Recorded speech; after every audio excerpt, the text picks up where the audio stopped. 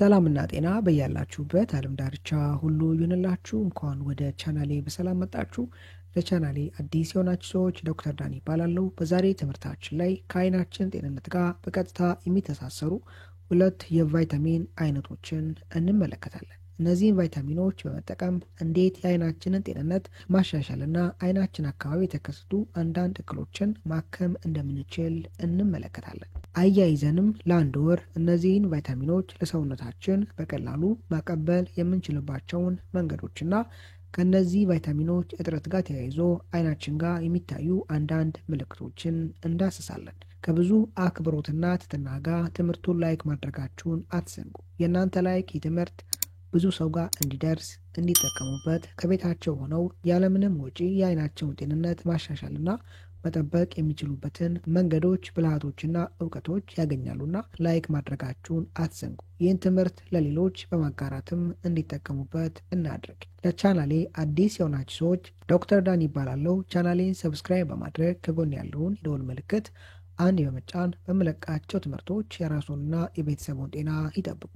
የመጀመሪያው ከአይናችን ጋር ቀጥተኛ ትስስር ያለው የቫይታሚን አይነት የቢ ቫይታሚን ኮምፕሌክስ ቤተሰብ የሆነው ቫይታሚን ቢ2 ወይም ራይቦፍላቪን ተብሎ የሚጠራው የቫይታሚን አይነት ነው። ከዚህ ቫይታሚን እጥረት ጋር ተያይዞ አይናችን ላይ ሊታዩ ከሚችሉ ምልክቶች መካከል ጥቂቶቹ የሚከተሉት ናቸው። አሁንም ግን እነዚህ ምልክቶች ከዚህ ቫይታሚን እጥረት ጋር ብቻ ነው የሚታዩት ማለት አይደለም። አብዛኛው ጊዜ ግን ከዚህ የቫይታሚን እጥረት ጋር የመያያዝ እድላቸው የሰፋ ነው። የመጀመሪያው ለብርሃን ሴንሲቲቭ መሆን። ይህም ማለት ለፀሐይ ሊሆን ይችላል፣ ከስልካችን ለሚወጣው ብርሃን ሊሆን ይችላል። እንዲህ አይነት ብርሃኖች አይናችን ጋር ሲደርስ አይናችን ላይ ምቾት አለመሰማት፣ መውጋት ሊሆን ይችላል፣ ማልቀስ ሊሆን ይችላል። ተመሳሳይ አይነት ምልክቶችን ማየት ምናልባት ከቫይታሚን ቢ2 እጥረት ጋር ሊያያዝ ይችላል። ሁለተኛው የአይን ድክመት። የአይን ድክመት ስንል በተለያዩ መንገዶች ልንመለከተው እንችላለን። ለአብነት ያክል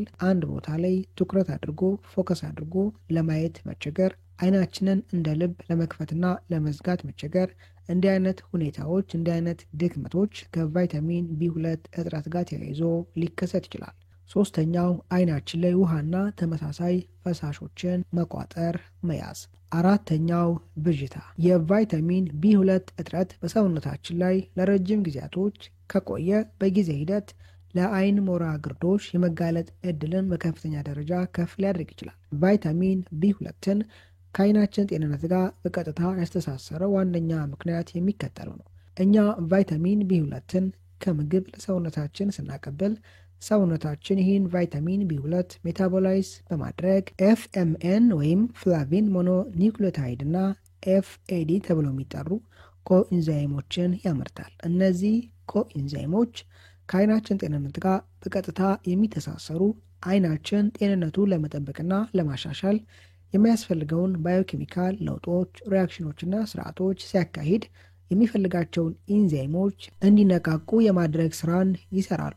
ለአብነት ያክል ሰውነታችን ኤቲፒን ኃይልን በሚያመርትበት ጊዜ የሚፈልጋቸው ኢንዛይሞች በአግባቡ ስራቸውን ማከናወን እንዲችሉ ከሚያግዙ የቫይታሚን አይነቶች መካከል ቫይታሚን ቢ2 በዋነኝነት ይጠቀሳል። በእርግጥ ከቫይታሚን ቢ2 በተሻለ ማግኒዥየም ይህን ስራ በተሻለ ብቃት ያከናውናል። አሁንም ግን ሰውነታችን ከማግኒዥየም በተጨማሪ የቫይታሚን ቢ2 እገዛን ይፈልጋል። ቫይታሚን ቢ2 ሰውነታችን በበቂ መጠን ኃይልን ማምረት እንዲችል ያግዛል። ከፍተኛ የሆነ የኃይል ፍጆታ ካላቸው የሰውነታችን ክፍሎች መካከል የአይናችን ክፍል የሆኑት ኮርኒያ ተብለው የሚጠሩ እነዚህ ብርሃን አስተላላፊ የአይናችን ክፍሎችና ሬትና ተብለው የሚጠሩ ብርሃንን ተቀብለው ምስልን ወደ አንጎል የሚልኩ የአይናችን ክፍሎች ከፍ ባለ ደረጃ ኃይልን ይጠቀማሉ። ቫይታሚን ቢ2 እነዚህ አይናችን ክፍሎች በበቂ መጠን ኃይል ኢነርጂን እንዲያገኙ በማድረግ በአግባቡ ስራቸውን ማከናወን እንዲችሉ ያደርጋል።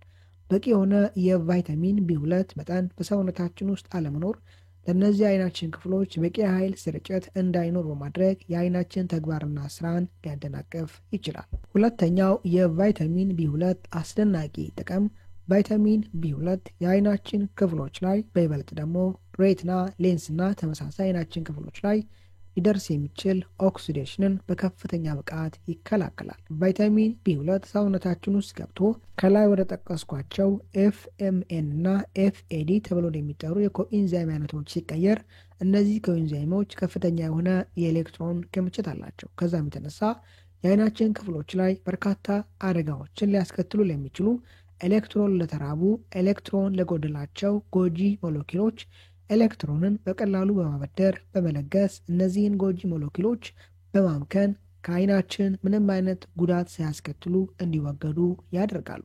ለአብነት ያክል አይናችን ክፍሎች ውስጥ ያሉ ፕሮቲኖች ላይ የሚደርስ ኦክሲዴሽን የኦክሲዴቲቭ ስትረስ በቀላሉ ለአይን ሞራ ግርዶች የመጋለጥ እድልን በከፍተኛ ደረጃ ከፍ ሊያደርግ ይችላል። እንዲህ አይነትና ተመሳሳይ ስርዓቶች እንዳይከናወኑ አስቀድመው በብቃት ይከላከላሉ።